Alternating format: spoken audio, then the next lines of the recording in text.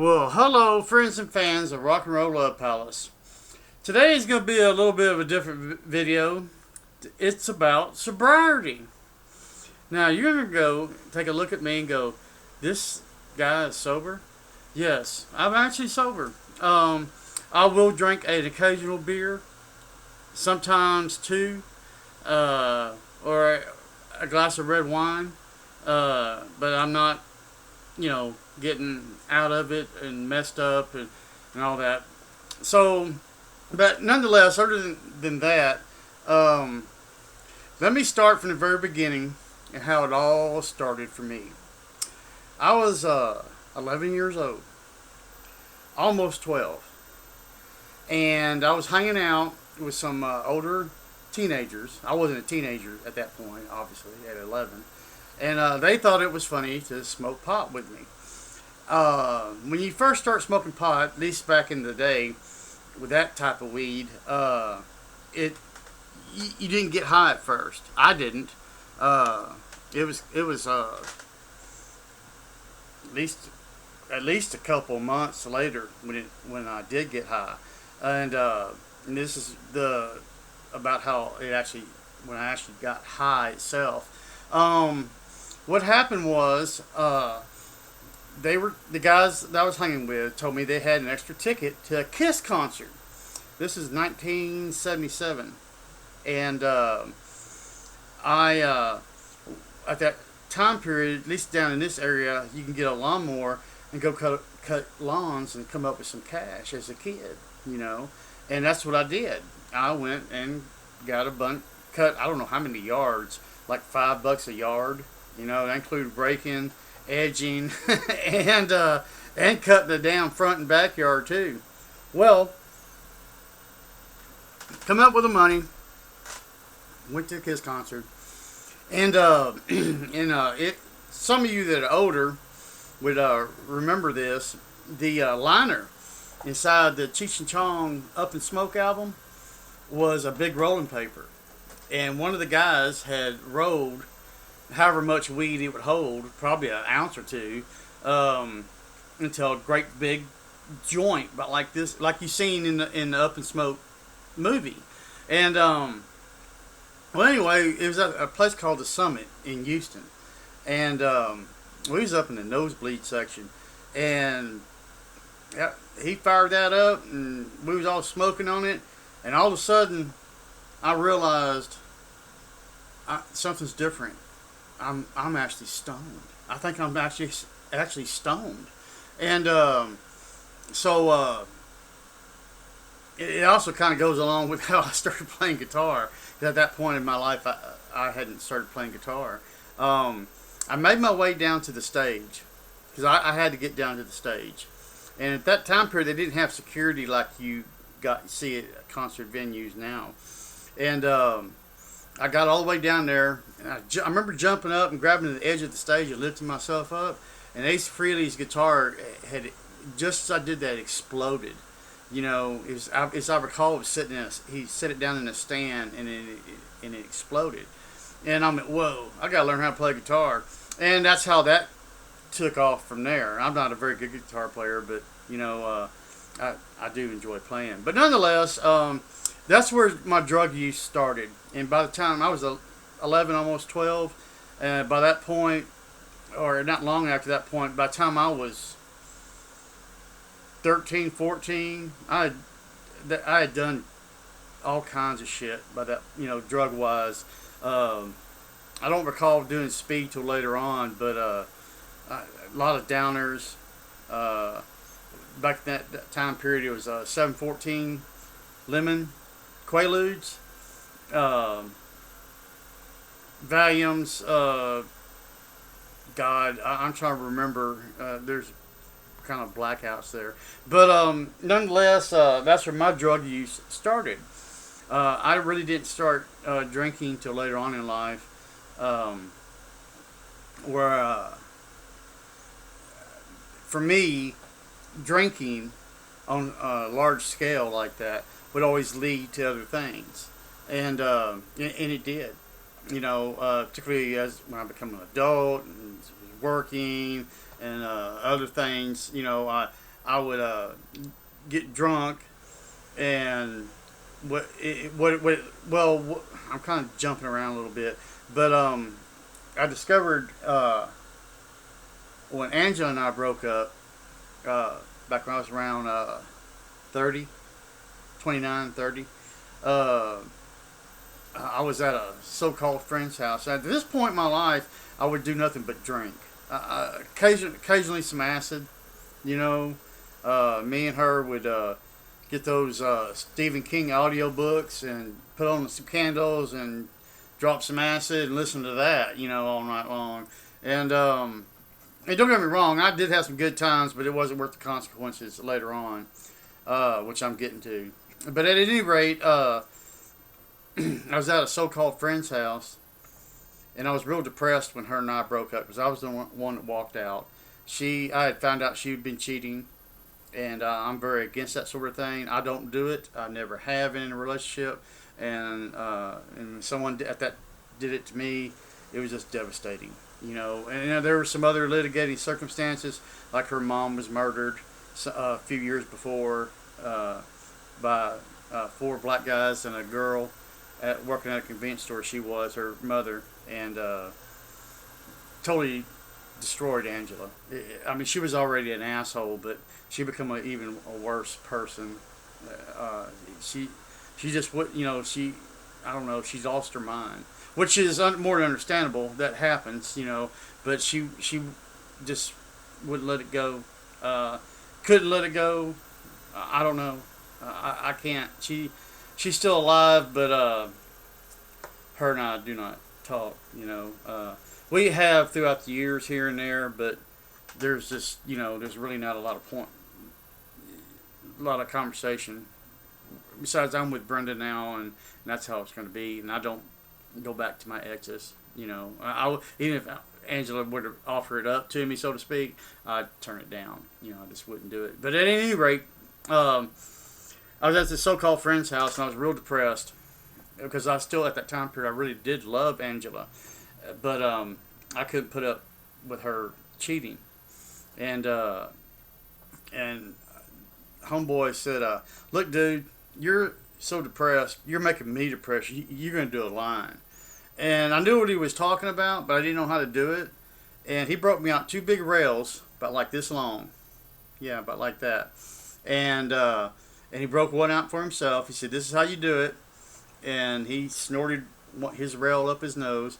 And I went, closed one nostril off and did one line.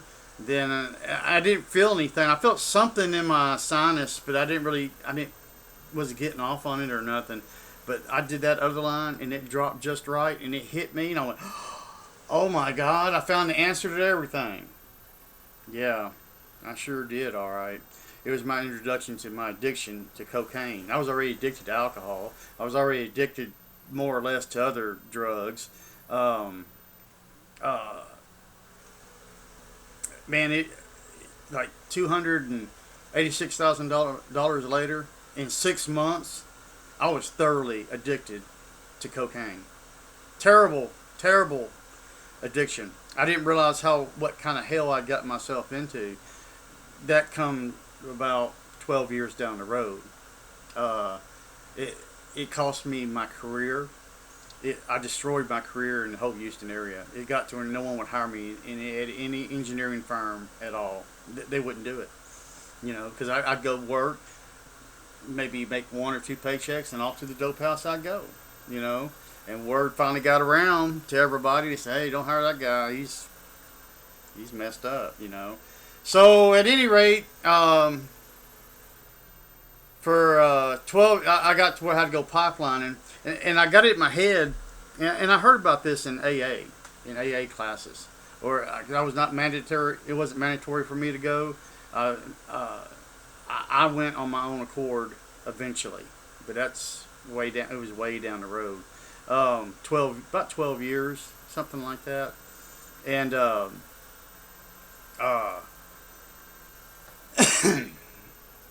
even when I got sunk so low to where I was at a halfway house.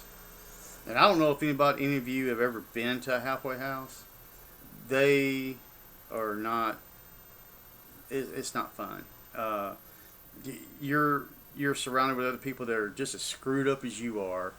Uh, Anybody could fall off the wagon at a moment's notice or in a blink of an eye. Um, uh, I I was there. It was my first time ever being exposed to the 12 steps, and I didn't know nothing. I thought, actually, I'm gonna tell you the truth. During my first or second meeting, I asked if AA was a Christian organization because they kept talking about God, and man, they even looked at me like I stood up and started jacking off or something, and it, and they thought I was trying to run a game. I don't know what kind of game you could run by saying you don't know nothing about AA.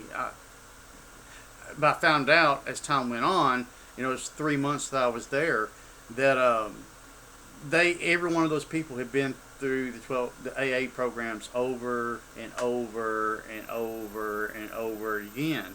Me, I was 42 years old and had never been sober. Why? I had money. I'd walk into a dope house, three to $5,000. Man, they loved me. And well, anyway, I was getting my life back together, and got a job. I didn't have a vehicle, so I was having to use the public transportation, which, by the way, really sucked because I'd have to get up at 4 o'clock in the morning, be down there at the bus stop by 4:30. So I'd do my 3 S's and be down there on that Metro bus to get clear to the other side of Houston. And I don't know if any of y'all have ever been to Houston, but it's a really great big place. And I'd get there, get on that bus at 4:30 and get there about 15 minutes to 7 a.m. and to go to work. It was in a part of town called Bel Air. And where I was coming from was Channelview, Texas. And well, anyway, an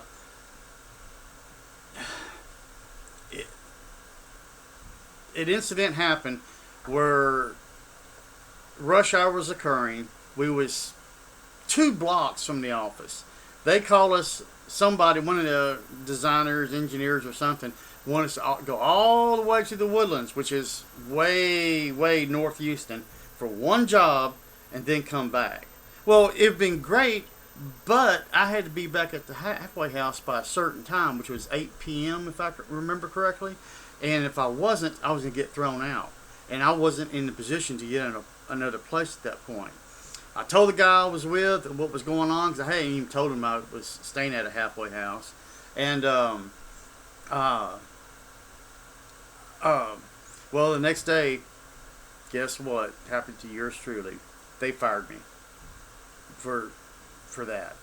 And I told him, I said, give one more paycheck, and I can go to these apartments right over here and be right here every morning at 6 o'clock or earlier if you want.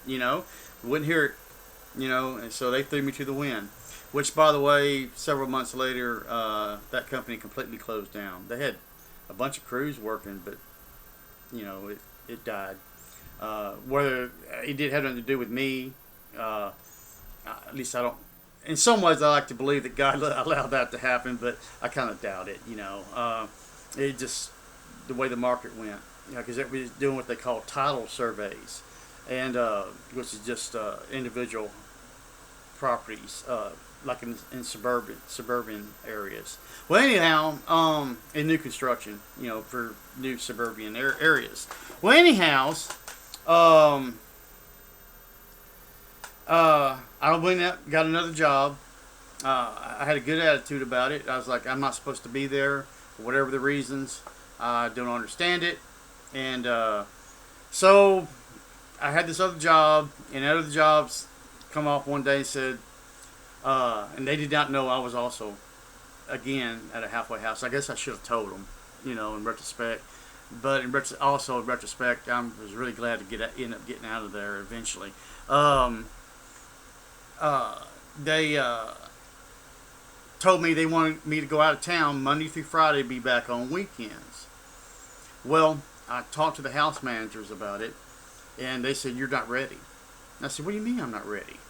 Man, I'm clean, I'm sober, I feel great, I got a job, I'm making some money, I'm doing real good. You're not ready. And I said, what do you mean I'm not ready? And they said, well, you go back out, particularly by yourself, you end up using. And I was like, oh, man. So I was sitting on my bed, my rack, and I said, man, I can see you losing one job, but two jobs? I ended up packing my stuff, and I left. And you know how long it was before I started using? It was less than 24 hours. They were right. I, you know, I screwed up.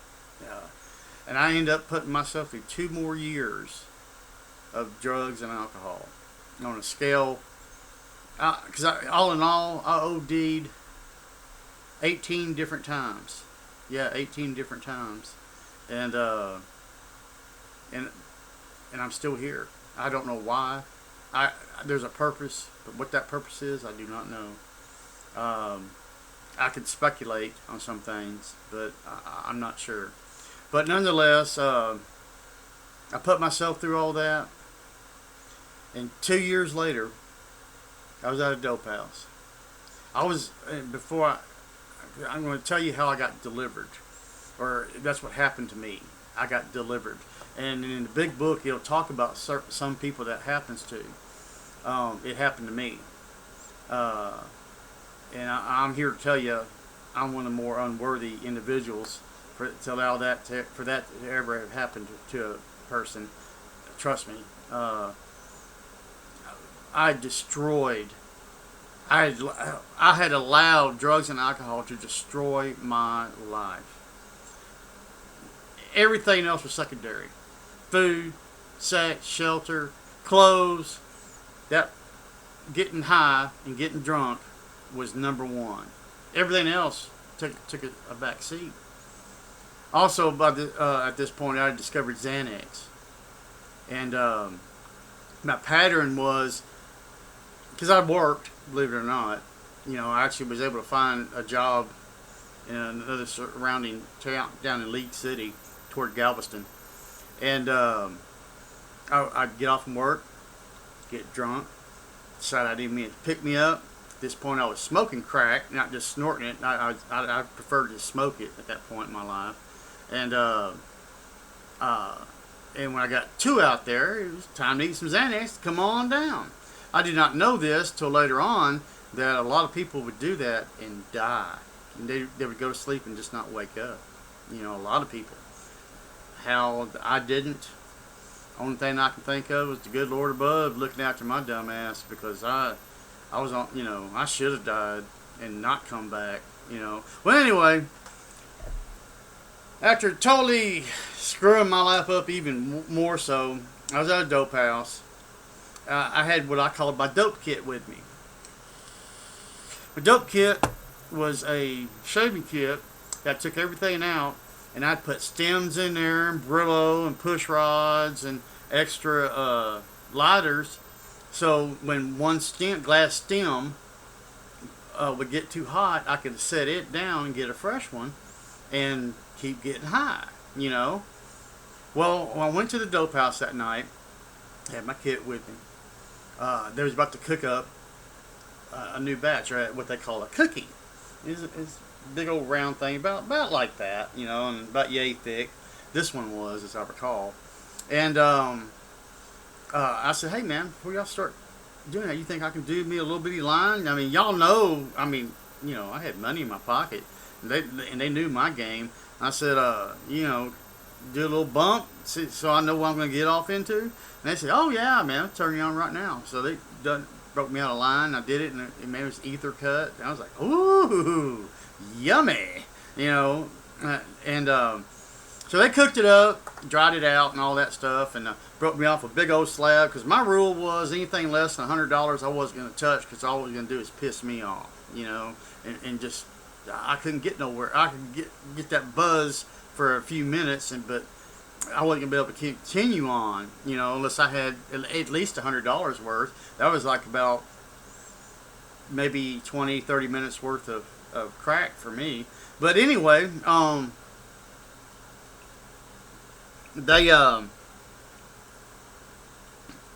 broke me off that big old slab, and man, I stuffed it in my stem, and I melted it, And I took me a big old hit, and man, something was wrong. And I done been down around the block many a time with that crap. And it was like what they call amping out, like you done too much, you know. And well, I didn't let that stop me. To make a long story short, I tried 5 or 6 more times, and each time it was worse than the before. I'd wait like 15, 20 minutes between each hit, and it felt like I was trying to OD. That's what it felt like, you know. And I all of a sudden it hit me that I ain't supposed to be doing this no more. So I sold off what I had left. I left my dope kit on the table. And you know, I didn't realize it until I got outside. I still had a stem the whole time in my hand. Didn't even know it. And I know it was loaded with dope. I guarantee you it still was. I dropped it on the sidewalk and I stepped on it. This June 20th will make 17 years. 17 years since I've gotten high. In that time period, I will admit and confess that when Debbie was a lady I was involved with. Those of y'all that know me know who I'm talking about. Who had ended up dying from lung cancer, and I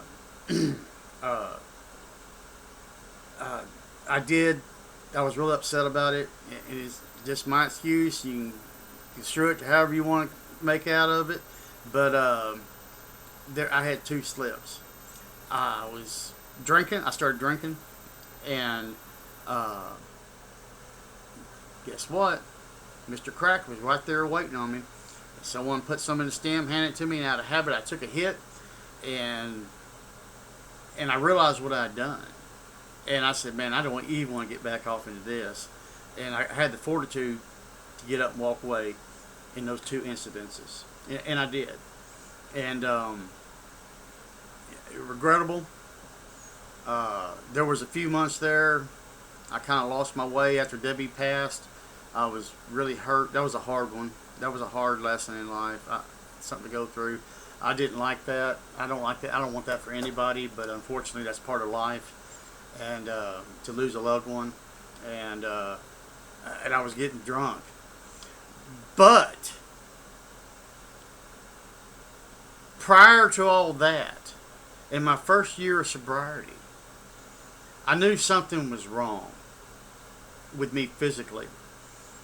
I didn't feel right. When I ate, I was hot, and I get real sweaty and dizzy. And I was like, man, what the hell's going on?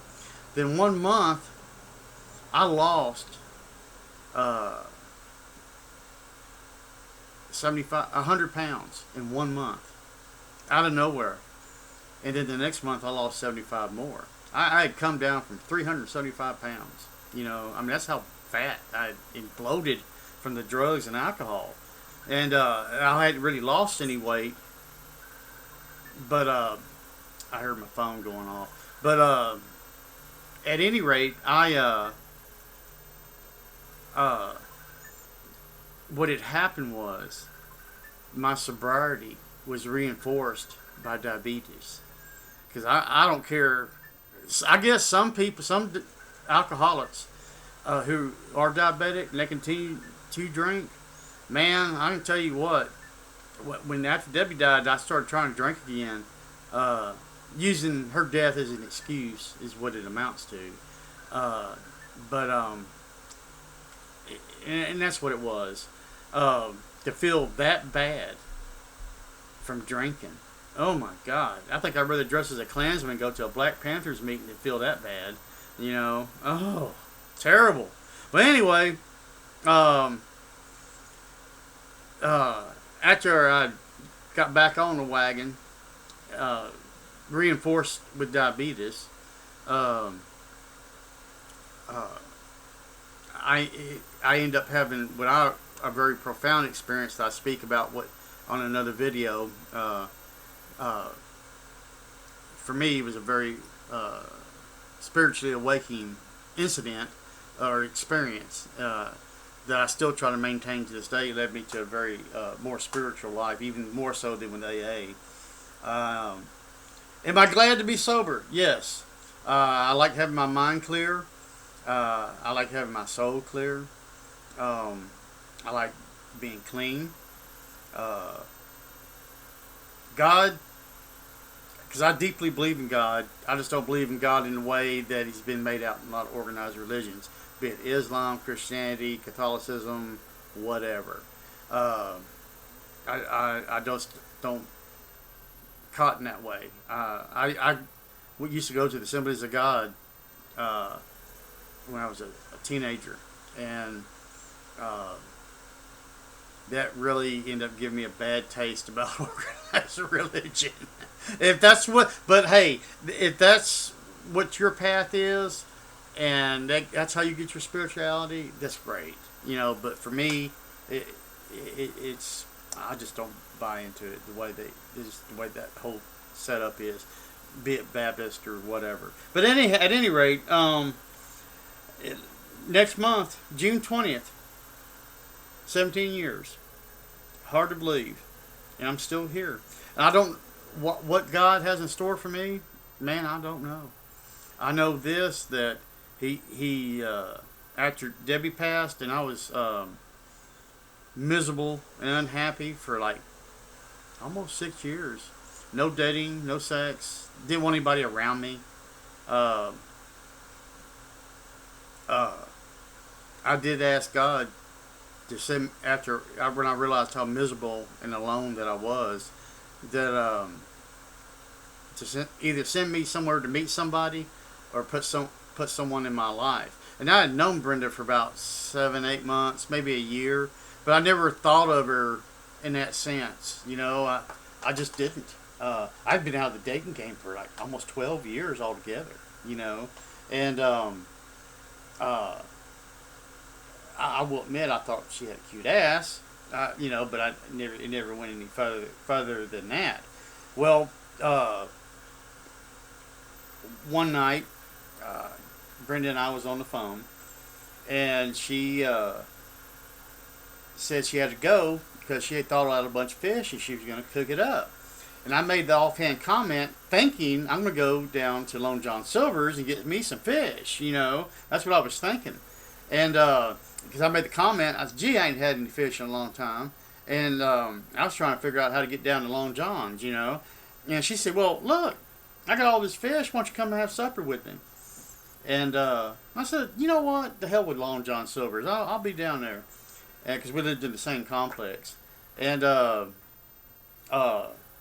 we've been together ever since. I couldn't ask for a better person or a better woman. Yes, she has some health issues. Nothing that can't be dealt with. But it was God that did that. I look after her, she looks after my dumb ass. And I'm very appreciative to God and to her to be in a better place than what I was in most of my life, due to drugs and alcohol. And but here I am at 56. I'll be 57 this coming September. I'm really glad for that. My sobriety. I have stumbled, I have staggered, and I have walked. But through it all, for reasons that only thing I can't really say about the reasons, but I don't deserve any mercy, and I don't.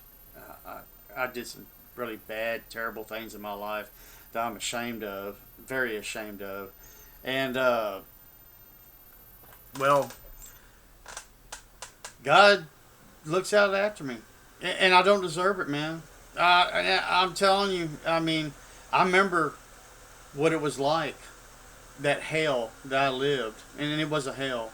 But now, it's not a hell. Is it perfect? Oh no, nothing is by any means. But on this plane of existence. But having seen the other side, there's something else other than this life that's bigger than me and you and all of us. And I'm just glad to be here. I'm glad to play my little silly guitars. I hope y'all do like some of it anyway. Though it does seem people seem to like the acoustic better than the electric, which is kind of a shame. I enjoy playing both, but I have more fun with the electric, making all the noises and shit. But at any rate, kids, that's the basic story of my sobriety. Oh, and coincidentally, June 20th was also the same day that Debbie passed. Sure enough, in 2015, or June 2015. I remember that day. It was light rain, June showers. 6 o'clock, 6:15. So it was between 6 and 6:30, as I recall. I didn't really note the time. I was there when she passed. That was a hard thing to watch, which is why I quit smoking cigarettes. Which, by the way, it's been 2.5 years since I smoked a damn cigarette, and I don't see myself going back. And I'm gonna keep on trucking on that same aisle, and hope to God that I did do something to myself that's gonna get me later on in life. But let's hope. I just kind of want to just go in my sleep. If I got, that's the best scenario, you know. But we'll see. We'll see what the plan is as we go along, as I go along. Well, anyway, that's my basic story of sobriety. Perhaps, hopefully, someone will get something out of it. If you have a problem with addiction, I do not have the answers, but I would encourage you to seek out an AA meeting. It definitely changed my life. It really did. Remember, God could and would if he was asked. Think about that. I did.